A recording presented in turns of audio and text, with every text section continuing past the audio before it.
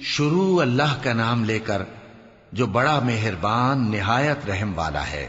بکھیرنے والی ہواؤں کی قسم جو اڑا کر بکھیر دیتی ہیں، پھر پانی کا بوجھ اٹھاتی ہیں، پھر آہستہ آہستہ چلتی ہیں، پھر اس چیز کو یعنی بارش کو تقسیم کرتی ہیں کہ جو وعدہ تم سے کیا جاتا ہے وہ یقیناً سچا ہے، اور انصاف کا دن ضرور واقع ہوگا۔ اور آسمان کی قسم جس میں کئی رستے ہیں کہ اے اہل مکہ تم ایک اختلاف والی بات میں پڑے ہوئے ہو، اس سے یعنی عقیدہ آخرت سے وہی پھرتا ہے جو اللہ کی طرف سے پھیرا جائے۔ اٹکل دوڑانے والے ہلاک ہوں جو بے خبری میں بھولے ہوئے ہیں، پوچھتے ہیں کہ جزا کا دن کب ہوگا؟ وہ دن ہوگا جب ان کو آگ میں عذاب دیا جائے گا۔ اب اپنی شرارت کا مزہ چکھو، یہ وہی ہے جس کے لیے تم جلدی مچایا کرتے تھے۔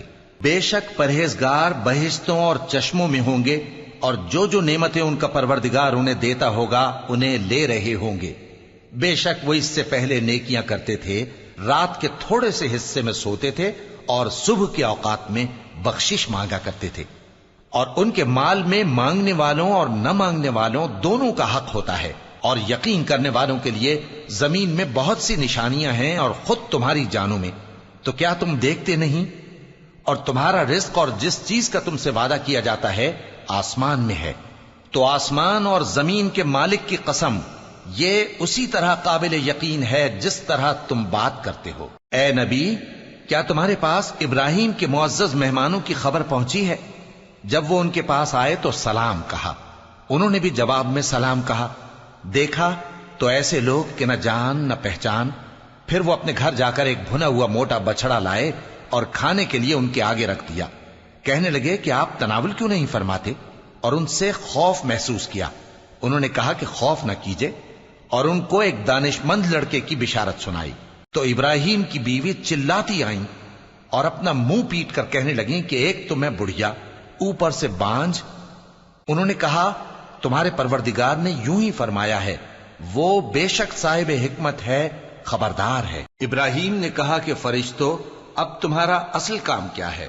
انہوں نے کہا کہ ہم گناہگاروں کی طرف بھیجے گئے ہیں تاکہ ان پر گارے کی پتھریاں برسائیں جن پر حد سے بڑھ جانے والوں کے لیے تمہارے پروردگار کے ہاں سے نشان کر دیے گئے ہیں۔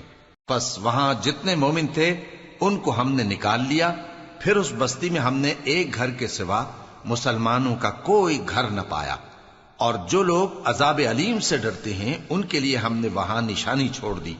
اور موسیٰ کے حال میں بھی نشانی ہے، جب ہم نے ان کو فرعون کی طرف کھلا ہوا معجزہ دے کر بھیجا تو اس نے اپنی قوت کے گھمنڈ پر منہ موڑ لیا اور کہنے لگا یہ تو جادوگر ہے یا دیوانہ۔ تو ہم نے اس کو اور اس کے لشکروں کو پکڑ لیا اور ان کو سمندر میں پھینک دیا، اور وہ کام ہی قابل ملامت کرتا تھا۔ اور عاد کی قوم کے حال میں بھی نشانی ہے، جب ہم نے ان پر نامبارک ہوا چلائی، وہ جس چیز پر چلتی اس کو ریزہ ریزہ کیے بغیر نہ چھوڑتی۔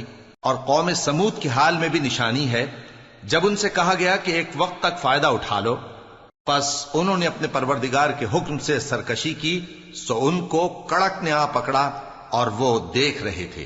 پھر وہ نہ تو کھڑے رہنے کی طاقت رکھتے تھے اور نہ مقابلہ کر سکتے تھے، اور اس سے پہلے ہم نوح کی قوم کو ہلاک کر چکے تھے۔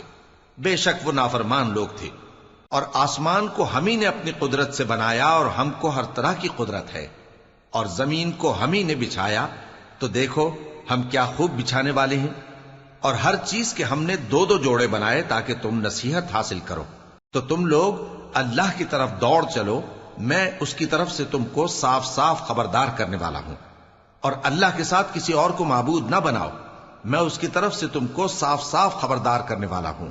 اسی طرح ان سے پہلے لوگوں کے پاس بھی جو پیغمبر آتا تو وہ بھی اس کو جادوگر یا دیوانہ کہتے۔ کیا یہ لوگ ایک دوسرے کو اسی بات کی وصیت کر مرے ہیں؟ نہیں، بلکہ یہ شریر لوگ ہیں۔ تو اے نبی ان سے منہ موڑ لو، تم کو ہماری طرف سے ملامت نہ ہوگی، اور نصیحت کرتے رہو کہ نصیحت مومنوں کو نفع دیتی ہے۔ اور میں نے جنوں اور انسانوں کو اسی لیے پیدا کیا ہے کہ وہ میری عبادت کریں۔ میں ان سے رزق تو نہیں مانگتا اور نہ یہ چاہتا ہوں کہ وہ مجھے کھانا کھلائیں۔ اللہ ہی تو سب کو رزق دینے والا ہے، زور آور ہے، مضبوط ہے۔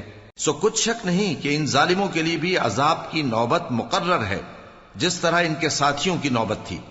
تو ان کو مجھ سے عذاب جلدی نہیں طلب کرنا چاہیے، پھر جس دن کا ان کافروں سے وعدہ کیا جاتا ہے اس سے ان کے لیے خرابی